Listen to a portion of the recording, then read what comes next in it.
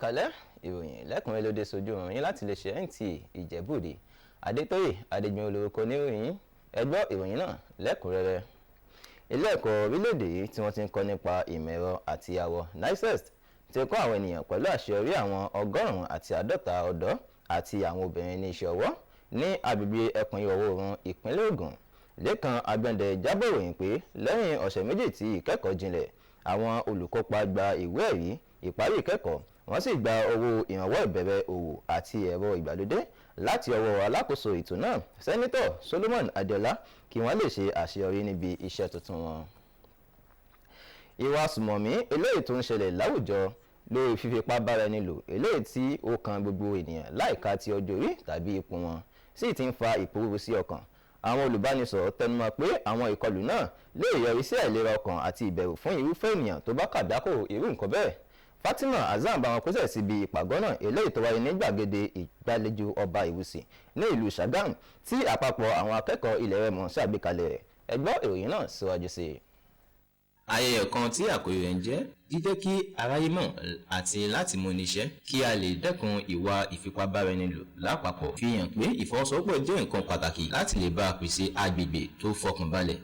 Igbákejì ọ̀gá àgbà ọlọ́pàá Olúmẹ̀kọ́ Stella tẹnumọ́ pé ó pọn dandan kí àwọn aráàlú ní ìmọ̀ nípa bí wọ́n sì lè dẹ́kun ìwà ìfipábáraẹnilò, dídín ìwà ìtìjú kù, bákan náà ṣíṣàgbéga àṣà àti ìwà ọmọlúàbí láwùjọ.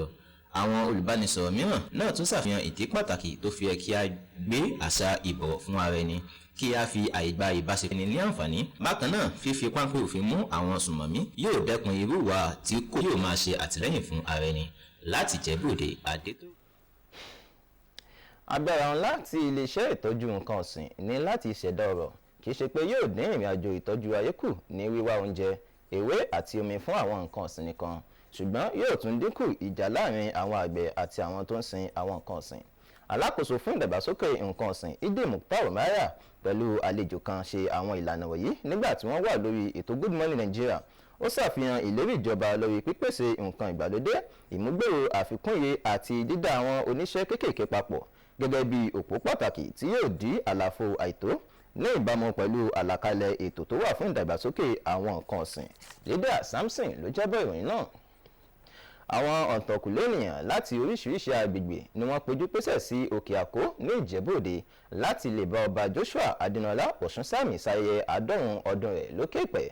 Ayẹyẹ náà tí ó ju ìgbádùn ọjọ́ ìbí lọ, ó ṣàfihàn ẹ̀mí ìmoore lọ́lọ́kan-ò-jọ̀kan, ìfẹ́ àti àìnímọ̀ tara ẹni nìkan tí ọba Joshua Adénọlá Ọ̀ṣúnsàmì ní. Oore-ọ̀fẹ́ Ògúnṣọlá bá wọn pèsè síbi ayẹyẹ náà. Ẹ gbọ́ ìròyìn náà síwájú sí i.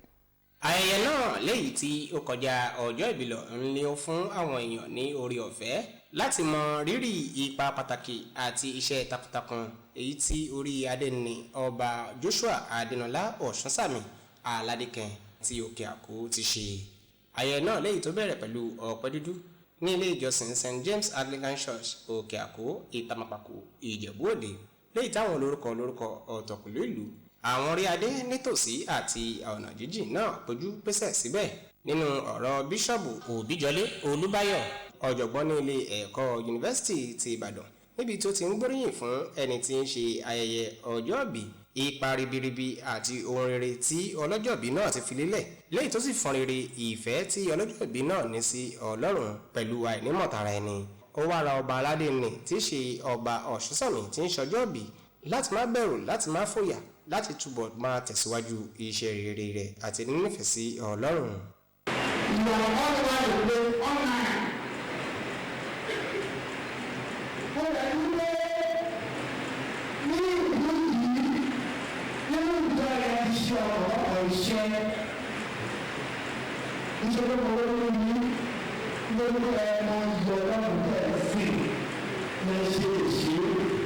Lẹ́yìn ìsìn ìdúpẹ́ nílé ìjọsìn náà ni ìgbàlejò náà tẹ̀lé, níbi tí aṣòfin àná tí ṣojú ìlà oòrùn ìpínlẹ̀ Èkó ìyẹn aṣòfin Anthony Adéfúyè tó tún jẹ́ alága ayẹyẹ náà ti bá àwọn èèyàn tó wà níbẹ̀ sọ̀rọ̀.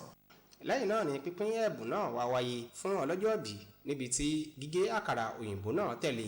Nígbà tí ọlọ́jọ́ ìbí náà ń sọ̀rọ̀, ìyẹn ọba Ọ̀ṣúnsàmì nípa ìrìn àjò rẹ̀ títí dé ibi tí ó dé, ó dúpẹ́ fún Ọlọ́run àti àwọn èèyàn tí wọ́n yí ká, pàápàá jùlọ àwọn tí wọ́n péjú pésẹ̀ síbi ayẹyẹ ọjọ́ ìbí náà. ayẹyẹ náà kẹsẹ̀ járe nígbà tí ọlọ́jọ́ ìbí náà fẹsẹ̀ rájú pẹ̀lú àwọn ará ọ̀rẹ́ ojúlùmọ̀ tí ó wà níbẹ̀. wọ́n ti tẹ́ olóògbé Pa Samuel Ayọ̀ Adébánjọ tó jẹ́ aṣáájú kan nínú ẹgbẹ́ tó ń jà fún ìlọsíwájú ilẹ̀ Yorùbá Afẹ́nifẹ́re sí ilé ayérayé nílùú abínibí rẹ̀ Ìsànyà Ògbó tó wà ní ìjọba ìbílẹ̀ Odò Ògbólú ní ìpínlẹ̀ Ògùn. Yẹmi Dálẹ́mọ̀ jábọ̀ròyìn wípé bíṣọ̀bù àgbà fún ìjọ Anglican ní ẹkùn Èkó ẹni ọ̀wọ̀ tó tọ́ Olúṣínà Fápẹ́ rọ àwọn ọmọ orílẹ̀-èdè yìí láti wo àwòkọ́ṣe ìwà ọmọlúàbí àti jíjẹ́ ọmọ orílẹ̀-èdè rere tó fi mọ́ ìdájọ́ òdodo èyí tó lè gbé orílẹ̀-èdè yìí lékè. Ẹ gbọ́ ìròyìn náà lẹ́kùnrẹ́rẹ́.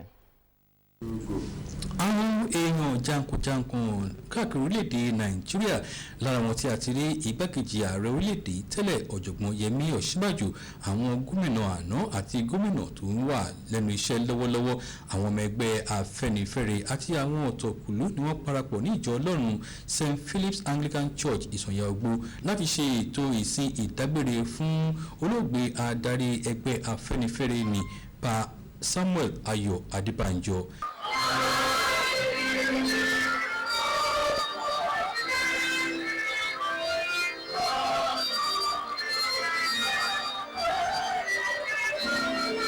nínú ìwàásù tó pe àkọlé rẹ̀ ní ògo èèyàn ńlá kan, bíṣọ̀bù àgbà ìjọ ecclesiastical province ti ìlú Èkó Right Reverend Michael Olúṣínà Fápẹ́ ṣàpèjúwe olóògbé gẹ́gẹ́ bí ìbùkún fún ìran tí a wà yìí tí ó gbé ìgbé ayé rere fún àgbélárugẹ ìgbé ayé ọmọ ènìyàn.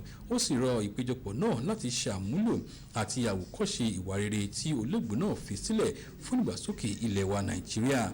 Gómìnà ìpínlẹ̀ Ògùn Dàpọ̀ Abíọ́dún ni àwọn náà ṣe àpèjúwe olóògbé yìí gẹ́gẹ́ bí bóńtarìgì kan tó dúró fún ìwà rere àti ìdájọ́ òdodo tí ipa ribiribi tó fi sílẹ̀ orílẹ̀-èdè yìí ni a kò nígbàgbé nínú ìtàn ìgbàsókè orílẹ̀-èdè Nàìjíríà.